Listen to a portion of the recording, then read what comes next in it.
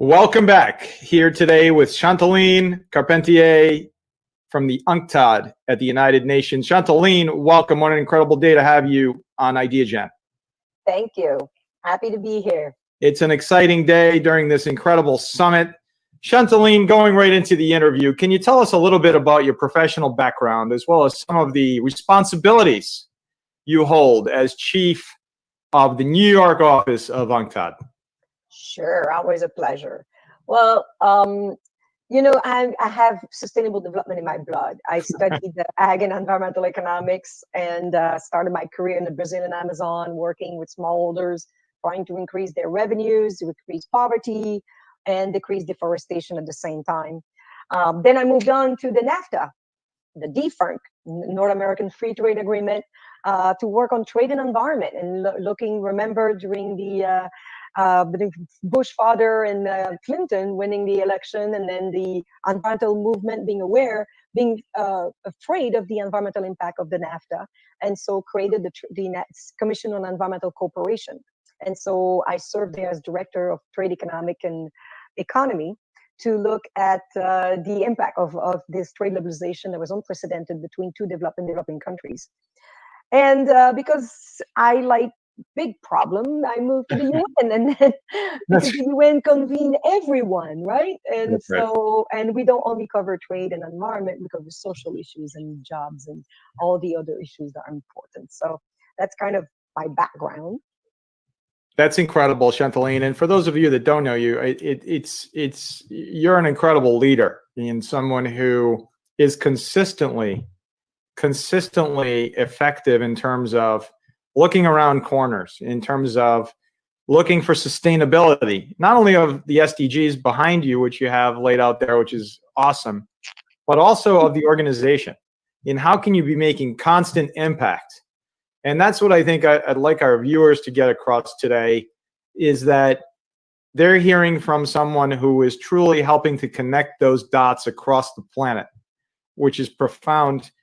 And for our viewers, again, globally, what exactly is UNCTAD and what is its mission? Well, yes, let's start by the basics. So UNCTAD, what does that mean? UN, Conference on Trade and Development. So we are a conference because we're born out of a conference that looked at the impact of trade on developing nations. And so the old idea that if you are a developing nation exporting your raw material and importing processed good, you always will have a trade imbalance. And therefore, how can you develop? How can you diversify your economy? And a few months after that conference, the G77, the group of 77 then developing countries, had a meeting and decided that they needed to come together to be able to negotiate. And they said, okay, but which policy are we going to put forward? And they decided that UNCTAD, the conference, should be maintained as an entity within the Secretariat to help them advance policies that will help them take advantage of globalization and trade. And our mission, you ask, is prosperity for all. Well, that says it all. Prosperity for all. And what a moment. Let's think about this for a second. What a moment to be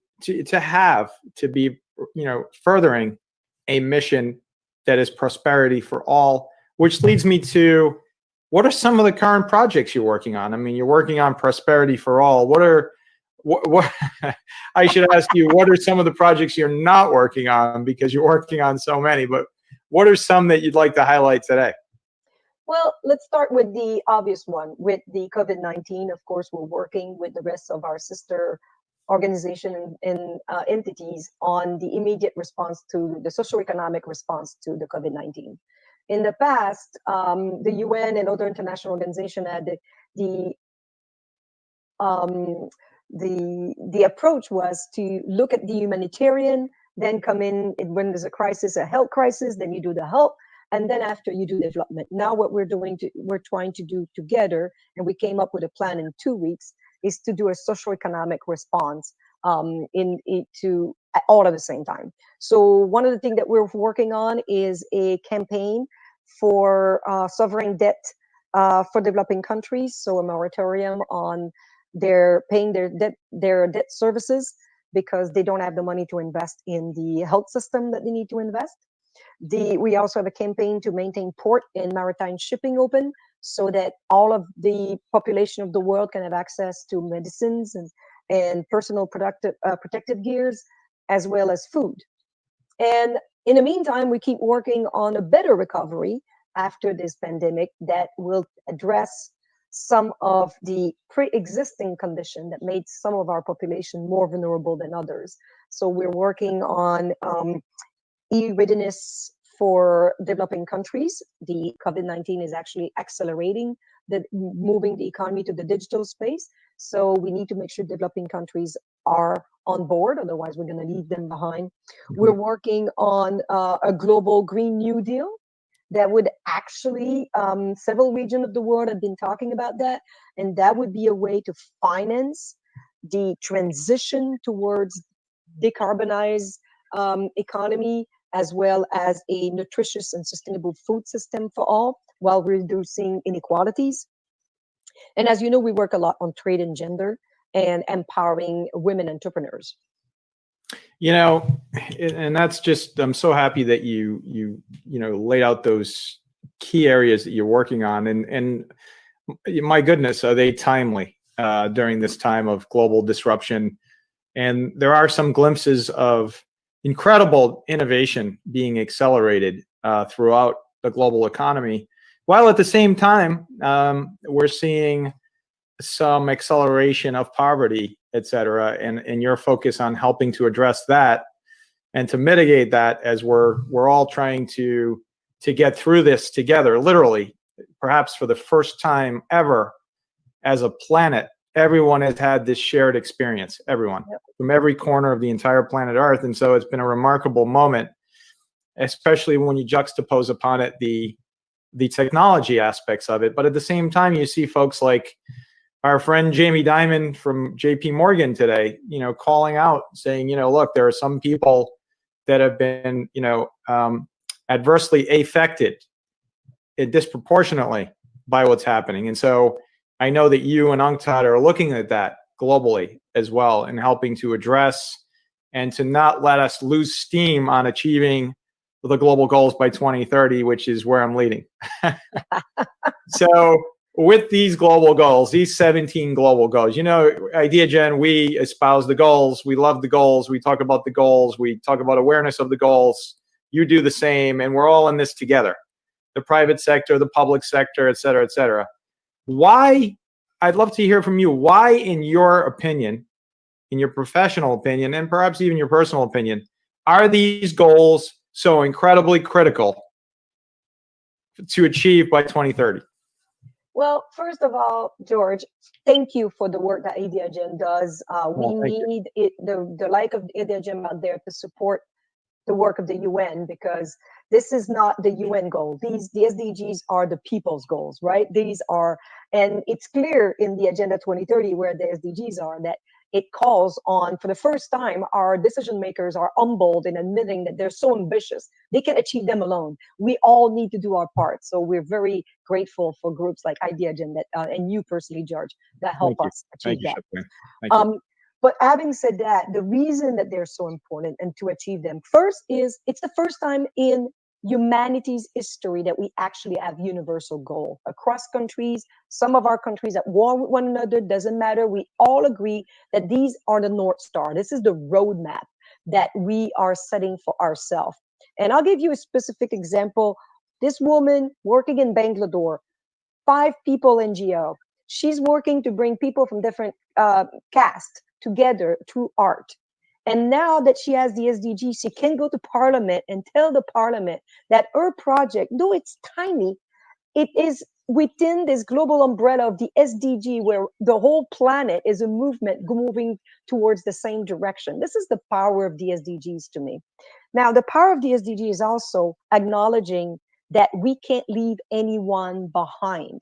That we, and this pandemic, George, is showing us that we are as strong as the weakest amongst us. And this, as our health system is as strong as the weakest health system out there. Otherwise, we have to close our border. Imagine the Canadian-US border is closed. Never Incredible. seen that in our lifetime. Incredible. That's because of we have vulnerable people that we can't protect. And therefore, we with the SDGs, if we had advanced further on the SDGs, remember one of the target is universal affordable health care for all. If we had that when the pandemic had hit us, we would be in a much better place right now. Poverty, if we didn't have people in poverty that actually have to go to work, everybody, they can't afford to be in a lockdown or stay home and have to expose themselves, we would not be where we are right now. It's very costly the way we've built our economy, where people have to put themselves at risk to earn a livelihood, and is very costly to the rest of the economy. So, and the SDGs also tell us what, George? That we're not going to achieve prosperity for all. We're not going to achieve the SDGs if we only use 50% of the human capacity out there. That is, we need gender equality and economic empowerment of women. And so they're very powerful because they also show the interlinkages. We're very good as human beings to think about, oh, economic, let's maximize economic growth. Environment, let's minimize environmental impact. Social, let's eliminate poverty, let's provide education for everybody. But that doesn't work like this. We both know in politics, you have choice to make. And you have to hit the right balance between these three things. And you have to think outside the box to find policies that actually advance three goals while not regressing on the others. And this is the power of the SDGs for me. And they're more stronger now. They're stronger now, and we need them more now than before. That's right. And Chantaline, who would have thought that just a few months ago, when you're ringing in the new year, it's January 2020, and everyone's chatting about, looking at the future and looking at the timeline for the SDGs, 10 years to achieve the global goals. Yeah. By 2030. Who would have thought, who would have guessed, who would have even ever imagined that a few short months later, the entire planet would just come to a screeching halt because of an invisible enemy, which is this situation we're in. And at the same time, the goals remain. To your point, the goals remain.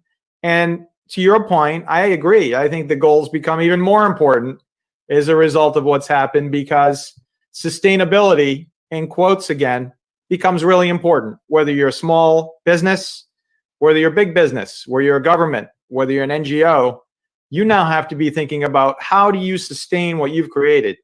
And I think what you've always said and what you've always done and what you've always practiced, Chantaline, because we've had the privilege of watching your work and your leadership, is the ability to create these cross-sector partnerships so that when something happens that is unexpected, you're able to then pick up the phone or email someone because you already have this relationship in place. It's too late when you're in a situation to begin to try to figure out, who do I call and what do I do? That's where I believe the power of UNCTAD and the power of organizations like UNCTAD and the leadership of folks like yourself is so critically important. And so how are you and your colleagues using innovation and tech for good to help achieve both your goals at UNCTAD? Well, first of all, we all went online.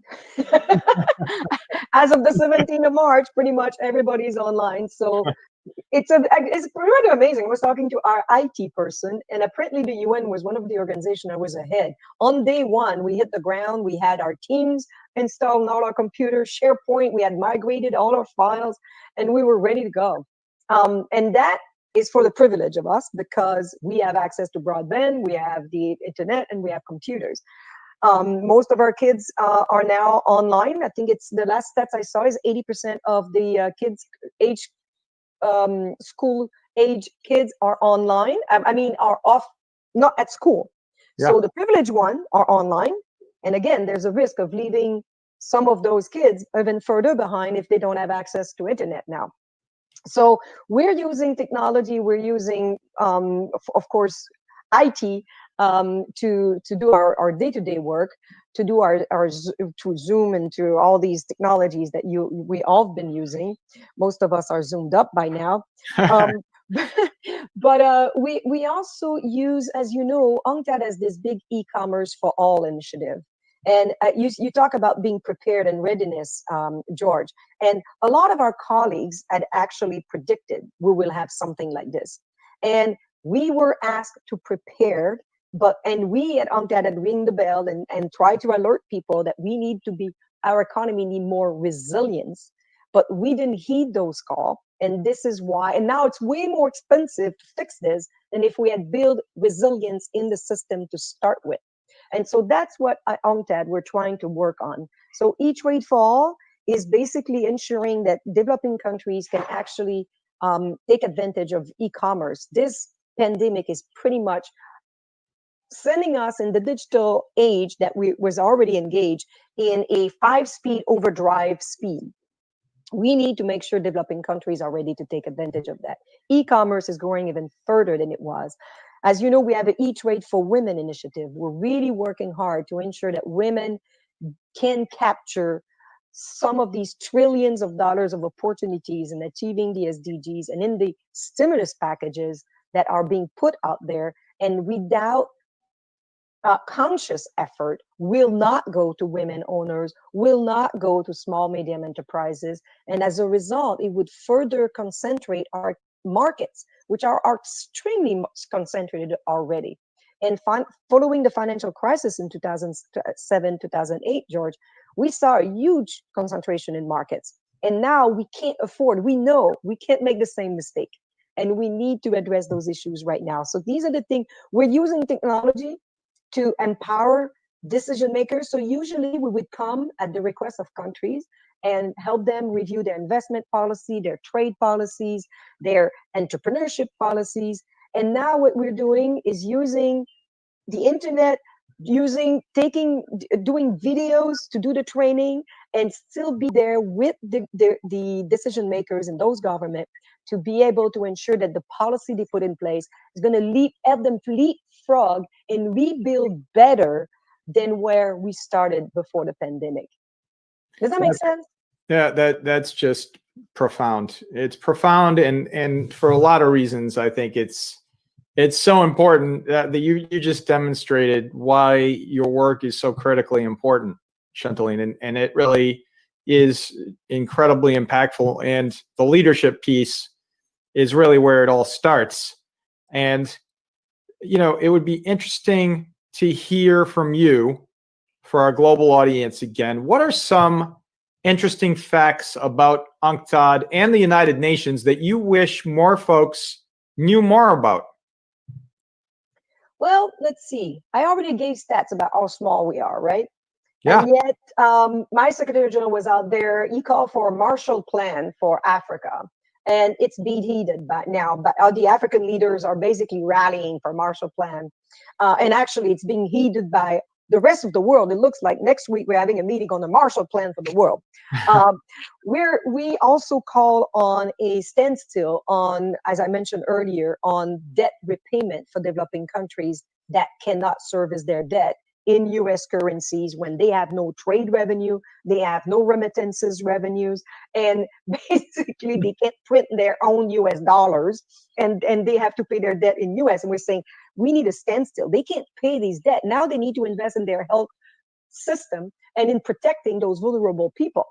We also, in addition, saying that we need to do some debt forgiveness, targeted debt forgiveness for countries that basically are highly in debt and could use some and do a little bit like we did, if you recall, George, when a lot of these countries were highly indebted countries, we forgave their debt as long as they were investing in the MDGs.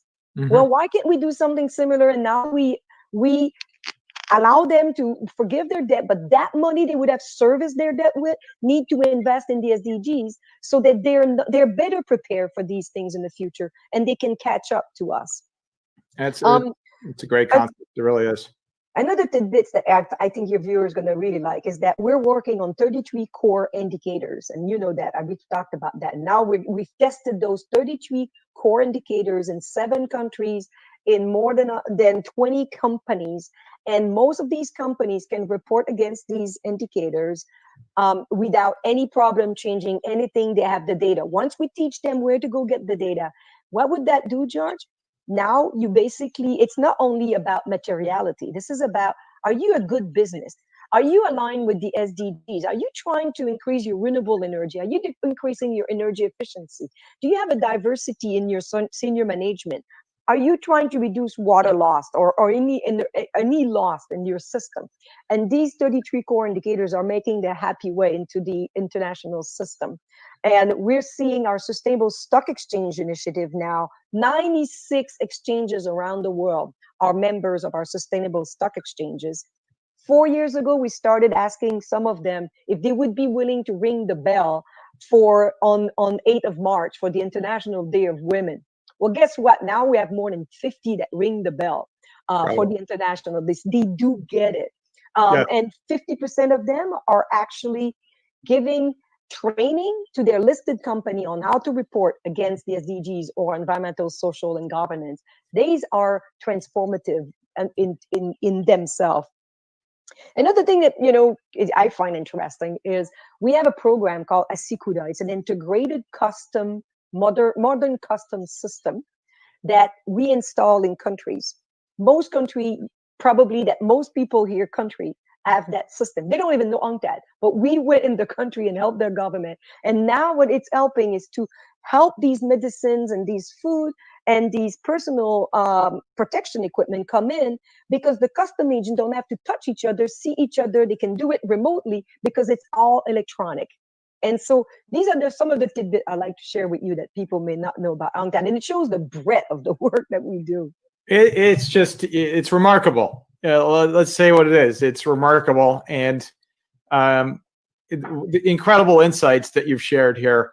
And going along that sort of line of thought here, could you take us back, Chantaline, take us back to that first day when you started at UNCTAD? It's your first day. What did you expect? And what was your perspective as you first started at UNCTAD? That's a good question. It was 6 years ago, and it seems like it was 20. But I joined UNCTAD because I believe in the mandate. And you think UNCTAD, when we went with the acronyms, trade and development. So you think it's trade. We focus on trade, and I was a trade expert working on NAFTA for several years. But we're so much more than that. As you could tell by my previous answer, we work on customs. We work on with port authority to increase the resilience of the maritime shipping, which, by the way, 80% of our trade is through maritime shipping. I didn't know that. And then we work on entrepreneurship. We've been working on entrepreneurship for 43 years. And before it was even, people were even talking about it. So what surprised me is the breadth of the work that we do and how much impact we have in countries. So every 3 days, we get a request from one developing country to come and help them with their investment policy, trade policies, competition policy, consumer protection, you name it, those macroeconomic policies, every 2 days. That means we've helped 142 countries in any point in time with 90 programs in helping them help themselves. This is not like, oh, we're gonna feed you. This is how can you feed yourself? Help increase your trade revenue, increase your investment revenue, investment channel to the right sectors so you can transform your economy, diversify your economy. So as you can tell, I'm pretty passionate about it, but I did not realize how diversified and how deep the breadth of the work that we do and the passion of the colleagues that work on these things. That's right. And, it's so interesting to go back in time, in a sense, to go back in time to your first day 6 years ago. And what's really striking, and I think what our viewers across the planet today will find as well, is that you seem to be more inspired today than ever. by your work at UNCTAD. It really is remarkable. And so today, let's come to today. So you started 6 years ago. We come to today. What inspires you the most today? What is your inspiring, sort of project or galvanizing component of your mission today that's helping you to lead and to achieve these global goals by 2030? Honestly, George, and I must just backtrack 1 second. I didn't say, this is a very interesting fact. For my induction, when I joined UNCTAD 6 years ago, I used to be at DESA, and I flew to Geneva for my induction the same day that we galvanized the SDG negotiation in July 2015. Oh my gosh. Yeah. And remember, I was helping the non-state actors negotiate the SDGs. And that same day, we spent the night at the UN. I went home, packed, and went to Geneva for my induction. I stepped on that plane. Trust me.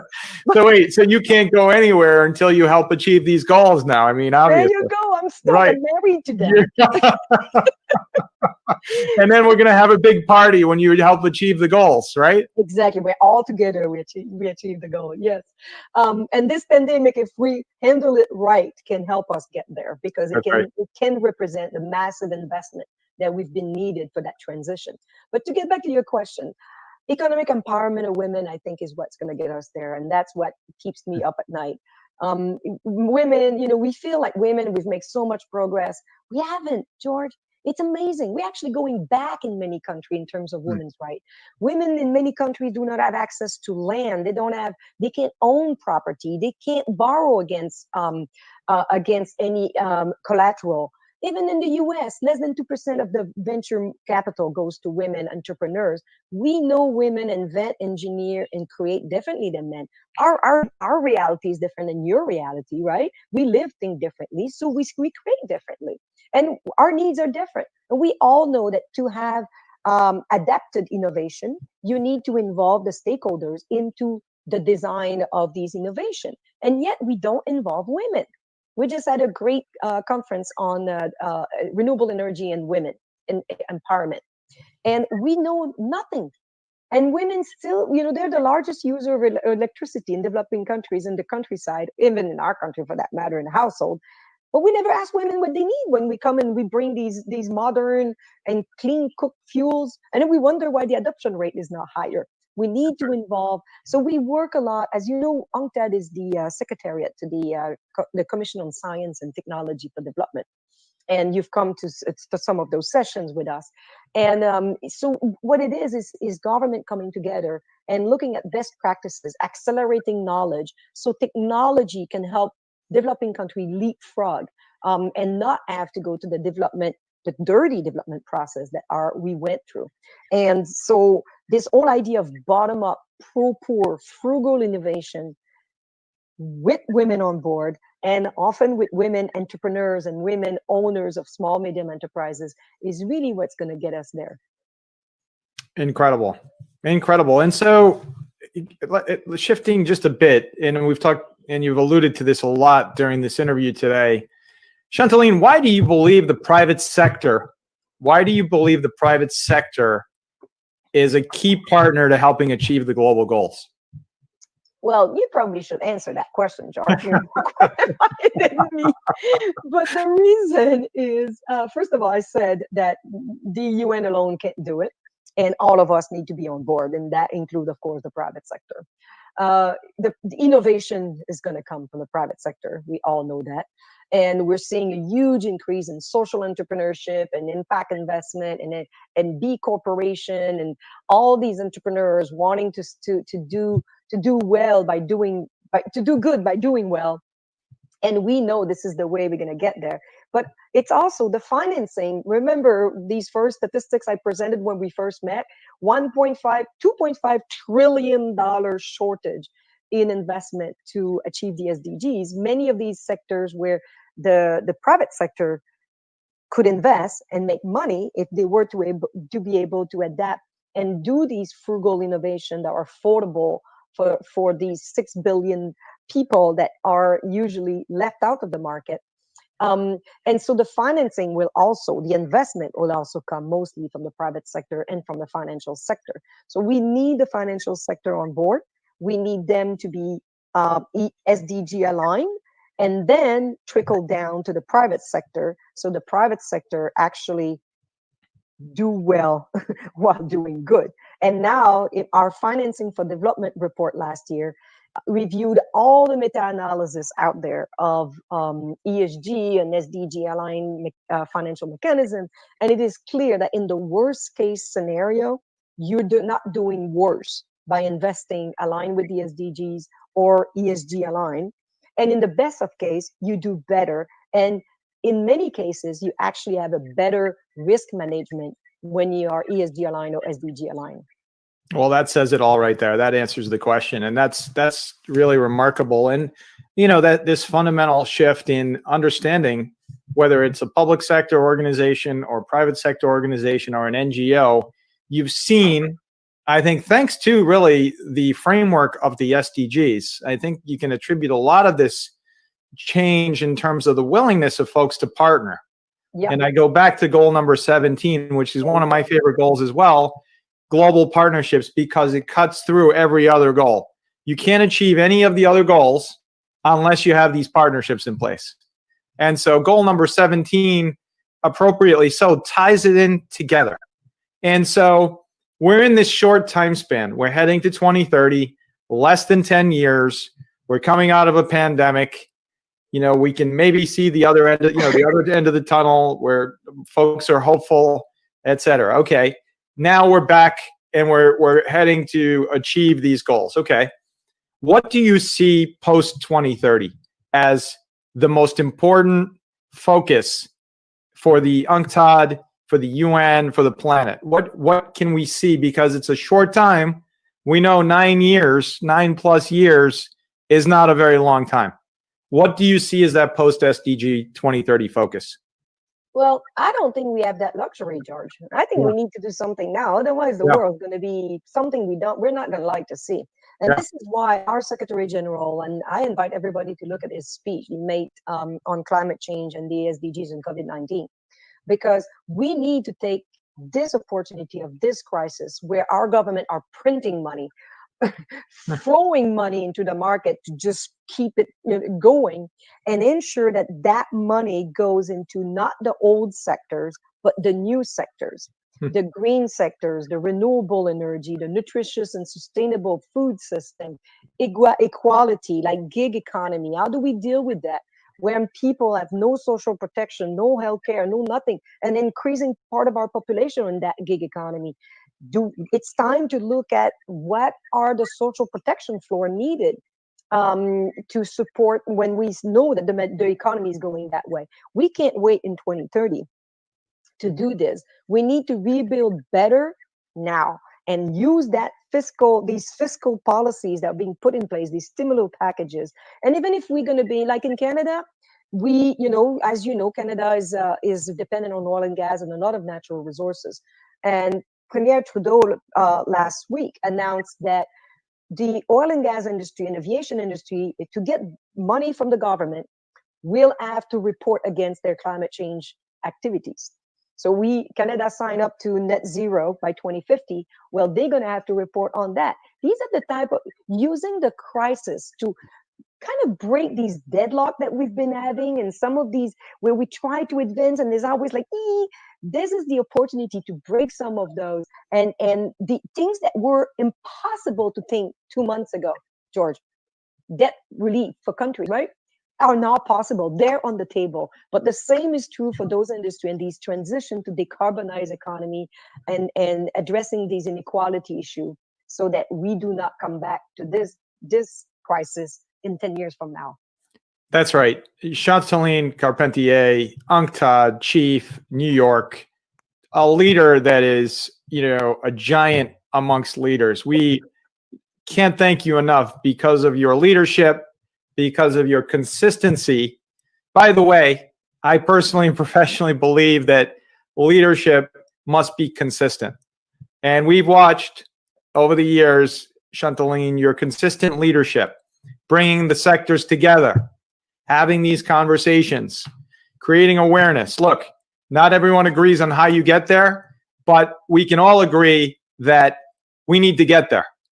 Yep. And that's the most important piece. And that's the beautiful thing about the Sustainable Development Goals, is that everyone agreed. All 193 member states came together and agreed on these goals. Like you said, it's the first time in global history of the planet where everyone agreed and said, you know what, we agree. And that was a massive feat. And you were part of that, like you said. And now you're literally part of that constant drumbeat to continue the awareness building and ultimately to hold folks accountable to help achieve these goals. Thank you from Ideagen for all you're doing. Thank you for the partnership that we have in helping to create this awareness. And thank you for your leadership across the planet. I'm so happy that our global audience today had an opportunity to hear from such an incredible leader like yourself. Chantal, Carpentier, UNCTAD. Thank you, George.